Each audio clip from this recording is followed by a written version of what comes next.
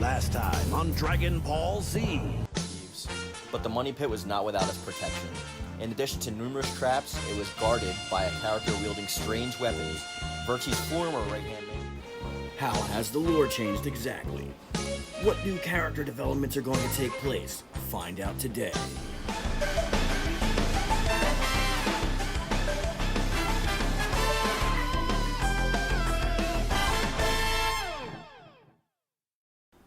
Hey, what's up guys? It's Mark Yoon, and today I'm bringing another hopefully exciting video. So today is Friday, that means it is our community video for the week, the day where I choose my favorite comments or the most relevant comments from throughout the week's videos, and I showcase them and answer them here. So without further ado, we're just going to jump right into it. So the first video that we're going to be covering was the Astaroth's new continuity. Isaiah Ross says, "Thank you for the information. Yes, it's been a while, but I'm waiting for after the virus to be over. Thanks. I'm still having fun with Soul Calibur 6. It's good to see that a lot of people are still getting a lot of enjoyment out of the game. Hopefully they can prolong their experience at home by doing different things in the game, like Libra of Souls, 100%ing, trophies, achievements, stuff like that. But we're going to jump right into the next comment.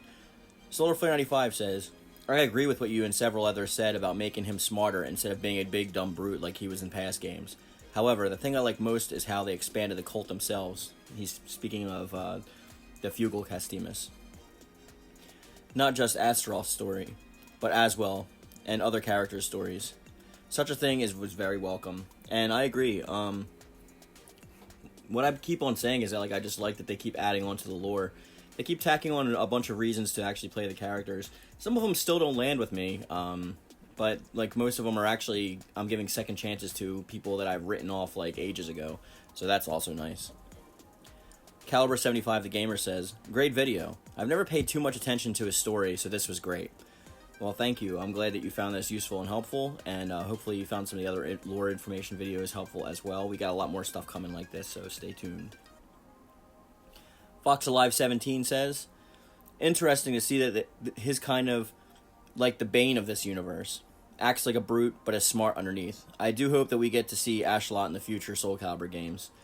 He is similar to what Bane is. I think Bane is a lot more intelligent than... I think, Astaroth is more self-aware and cunning, but Bane is actually, super intelligent, because he's the one that developed, the Venom Serum that he uses to enhance his own strength and potential. So I think it's a similar analogy, so I see where you were going with this, and I appreciate the analogy. There's subtle differences, but I think for the most part you're spot on. As for Ashalot, of course I wish that she would come back in the future, because I like all of the Soul Calibur 4 bonus characters.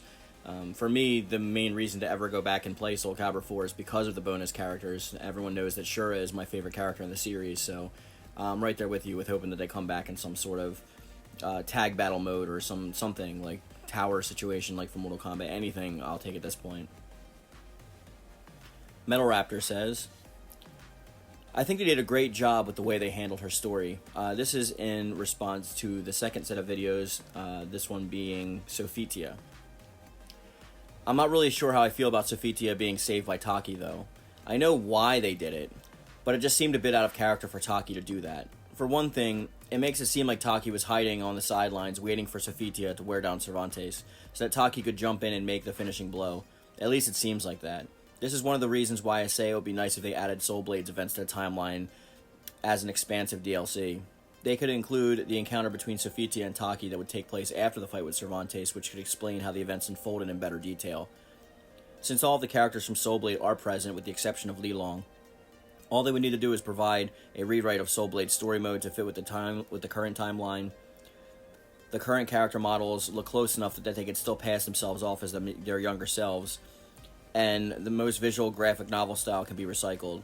If they wanted to do a special story for Li Tong or Arthur, they could just give Maxia Li Tong's skin and an alternate color, and change Mitsurugi's voice for Arthur's skin to one that the creator stole voices. I was talking about this in the comment section with Metal Raptor, and I actually do like this idea, but I'm not sure if they would implement it as a... I think it would be better suited for flashback sequences, in the middle of the next story, when we're talking about Soul Calibur 7, when some of these characters are encountering each other. If we actually do a quick flashback to show those events that took place during this current timeline Soul Blade, because this current timeline is totally different from the last timeline. So I can see them possibly doing that. I would like to see them do it. I'm not sure if they would, but it would be nice to see them implement something of the sort. I'm not sure if any of it will be playable, but they could even just like hide that kind of stuff in the museum so we can like watch the cinematics from the original game or whatever. But I mean, beyond that, like, it's a pretty good idea. E-Daddy says, Sophia is like the best mom in the world. Had a baby with Captain America. She's so heavenly and heroic, and I wholeheartedly believe she does what she does because she's a hero and has a protector's heart. Sure, people hated her son, talking about Patroclus, but I mean, come on, that's exactly how he would be. Plus, she's on the clearly of the good guy's side. The whole reason Star Wars was in to begin with was because of good versus evil. Anyways, yeah, keep it up, broski. Keep me occupied until the next DLC comes out for Soul Calibur. Thanks for the comment. Well, the whole reason Star Wars was in Soul Calibur 4 wasn't to kind of show good versus evil, because that's actually a similar aspect. They tell a similar underlining story to what Soul Edge and Soul Blade actually does. I don't think the Jedi are inherently good people and the Sith are inherently evil. They're basically like using the Force to their own ends, and they do the same thing just against each other. They're more of entrenched in a battle with each other instead of actually trying to bring about positive change, except for maybe like, unless you want to argue for the rebellion, but the Jedi themselves don't really represent good. They just represent like the application of like using the Force for the betterment of something, which it's not exactly good. But I see where you're going with this, and I tend to somewhat agree. And also the reason that Star Wars was in Soul Calibur 4 was because they were broke after Soul Calibur 3 because they used all the money from Sony, and they needed someone to actually finance the game. So they reached out to LucasArts or Lucas Gaming, and they had the licenses provided to them and financial aid for the game to be developed. So that's basically why. But besides that, I agree. I'm glad that you like Sophia. She is pretty honorable. The only thing that like takes away her character from me is that she's not doing things of her own accord. She's doing things because that's what she thinks is supposed to be done. Which for me, I would much rather her like have her own reasons for doing it instead of just like listening to like whatever thing that she believes in. But I can see your point and totally get it. Lance Jester Dante says, personally, I kind of dislike the fact that the Greek gods are involved. It just opens up tons of possibilities and questions as to why some of the gods do not participate in the conflict. I wish there was no confirmation of the existence of multiple gods within the lore, which I believe would not invalidate Sophia's reason for fighting. By the way, I watched this after the other video where one member of the community shipped Sophia and Siegfried, laughing emoji. Yeah, I don't ship them because Sophia's already married, so that kind of like goes against that. But I do kind of agree with that. Actually, I wholeheartedly agree with that. And I'm not even sure if like the gods are real within the continuity themselves. Like we have like things that are like blatantly said, like, oh, Ares created Astaroth, and something like the god of the forge like provided like the materials for Rothion to create Sophia's Omega sword and elk shield. But that could be metaphor. I'm not exactly sure if they're meaning those people actually existed or the fact that the characters just believe they exist. And I think Aswell knows that, and that dark, creepy shadow we see looming in like a bunch of different people's soul chronicles, like trying to get them to go the way that they want, I believe may actually be Aswell behind the scenes, or someone that's even higher than Aswell, maybe Algol's spirit or something of that like. But I'm not sure that they actually do exist within the continuity. I just think the characters think that they exist, which is why the narration is told from that aspect, because it's from their perspectives pretty much. Just like if you see any like ancient book or whatever, it's usually told as like a fact from the character's perspective. It's never really like ingrained into the actual story itself. So I understand where your like unresolved comes from that, and I tend to agree with it, so hats off. DeathSoul777 says, best waifu, another rad video. I think despite her attire being very fanservice-y, the character always has, lore-wise, been a very respectful and pure soul in the series. And even when she had her dark moments in Soul Calibur 4 regarding her children, she still had good intentions. I hope they continue giving layers to her character going forward, because they did a great job here, at least in my mind, and thank you for another great video. Well, thank you for a great comment. And as far as the fan service goes, that sells, so any fan service you think that's in the game, I appreciate, because it gets people to buy the game. As opposed to her being pure and whatnot. Like, I have my own theories on that. I don't necessarily think she's 100% pure. I mean, we've seen in the past continuity her doing a lot of things that you would typically think were out of character for her. I think it's because she was being like possessed by Soul Calibur. Actually, that's why she became Elysium and whatnot. But as far as her having great lore in this continuity, I wholeheartedly agree, and I hope that they keep going forward with it. I can see underlinings of things that they're going to do with the character in the future, and I'm just wondering now if that's actually going to come to fruition. But thank you for the great comment. Thank you. Solar for 95 says, she is bae, that is all. As for your second comment about tempering expectations and such, I fully admit I fell into the exact same trap. I was a little too harsh on Soul Calibur 6 at first, but once I got over my initial mountain of salt, I discovered that I had some pretty cool stuff to offer. I mean, how many times have I gushed about Libra at this point? Laugh out loud. In recent years, with something like Soul Calibur 6 especially, I've learned to enjoy things for what they are, and not what they could have been. I agree, it's super important to temper your expectations, because if you build up your own kind of thoughts of what's going to happen, and it doesn't happen, you're kind of defeating it and not giving it a chance before it actually comes. So, I 100% agree. JV Bill and Kokoro says, both Sophia and Cassandra have an interesting story, so I'm excited on the direction what they're going with it. I am also, I keep saying that, like, I love the lore and I love the where it's going, and hopefully we get some cool interactions out of this and see some more good stuff come from this. Terrence Sproul says, Sophia's story has always been more interesting now, and Soul Calibur 6 is more in depth. I can't wait for Soul Calibur 7 to see where it leads. And Cassandra's story has the timeline element. Will it affect the other characters? Great video, G. Thanks, buddy. And I think that she's going to be the driving force to what happens. I also kind of think that, like, she's going to replace Sophia in the next game, and Sophia is going to take on more of a mentorship role if she's even in the game at all. But that's just my personal opinion. Like, we can see if that happens or not. I'm not even sure yet. Calibur 75 the Gamer says, I have friends who love this character. I think the character for me is fine, but just like you said, you can't connect with her story-wise. I don't know if I can't tell too much. He's in referring to the next video, which we talked about Talim's lore.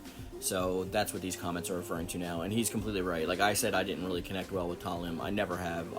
I just don't really, like, get her character motivations. They're not really, like, there. It's just pretty much like, oh, you do this because of, like, culture or whatever. So it's not really something that I too much see in myself or whatever, so I can't really feel it represent my own ideals. So I don't really connect with the character too much, and neither does him. So thank you, Calibur 75, for the great comment. Virgil Ride 70 says, she's always such a cutie, and I've always loved her. Like, I've always loved pure innocent girls. Well, as long as they aren't forcefully shoved down people's throat and aren't replacing the supposed main characters as the main focus, like what happened with Dead or Alive. I believe he's talking about Honaka. But I have to agree with some other people said. Her story is a bit boring, and she is in fact the only character who didn't interact with the other official ones in this game. If we don't count our character in Libra of Souls. We should count that because that's actually canon. Our character as the conduit is just a fill-in, so whatever we create is the conduit. So it is canon, though, to the story. Nonetheless, I can never bring myself to not like her. Sure, her story alone might not be that much, but I think what could help her character grow more is if they make her interact with the other characters more and not just Yoon's song. Also, back then I was confused at how she was the most voted favorite Soul Calibur character poll that Project sold it after releasing Soul Calibur 5. I was like, she's really that loved? Until then I realized the real reason was because she, along with Taki and Sasalamel, were unfairly cut from the roster. Most likely in Talim and Taki's case because some Japanese companies like Namco, for example, have this strange belief that when female characters age, they're automatically no longer attractive, and since Soul Calibur 5 had that time skip concept, if Talim and Taki were there, they would have aged and therefore no longer been attractive, according to developers. I don't agree with that last statement. There is some truth to the facets of once a woman passes her prime in, like, Asian culture, she's, like, then to be a mother and not a character that's, like, sought after. So that's why a lot of, like, girl groups and those agencies sign like non-dating clauses where they can't date anybody because like they're supposed to give the image off of like an innocent girl that is like free or whatever. There's a lot of that intertwined in the culture, but I don't think that's the reason for it. Soul Calibur 5's reason for replacing the characters was they literally said in interviews that they were trying to give like a breath of fresh air into the series because Soul Calibur 4 didn't do as well as they thought on the new consoles. But that goes back to Soul Calibur 3 only being on PlayStation 2. So I just think they weren't looking at the right studies when they were talking about that. But I don't think that really has much to do with it. There's a lot, like Ivy is like super old and she was still in the game. Talim is much younger than Ivy, so I don't think that has really anything to do with it. It's like same thing with Taki. So I see that you're trying to form an opinion based on that, and that's pretty cool. And I can see your point about it being a protest form for her being like voted the most like their favorite Soul Calibur character. I guess I could also see that too. There was a lot more involved with that. Almost everybody got replaced with like pseudo characters, and then there were a lot of characters that were cut from that game, which is one of many reasons why Soul Calibur 5 is looked down upon as like the worst Soul Calibur game. But that's something I've discussed in other videos. But I like where your mindset was going. I just think keep turning those cogs and look a little bit deeper into it. yelledlgw says, pretty much became my main for the series after Huang dropped off the map after Soul Calibur. Well, hopefully we get to see Huang back again after Setsuko, because that's where everything is leading to. He is in the game's code, so hopefully if they don't cut him or anything doesn't happen to the actual DLC, we should be able to see him after Setsuko as the last character as a part of Season 2. Jacoba says, I did enjoy Zhanghwa's getting a little backstory back at her homeland to the point where I would like Ling Yu to become a newcomer character with a fighting style, maybe in Season 3 if the developers were to go that way. They're not going to add her as a character. She's pretty much there just to drive plot for Zhanghwa's story.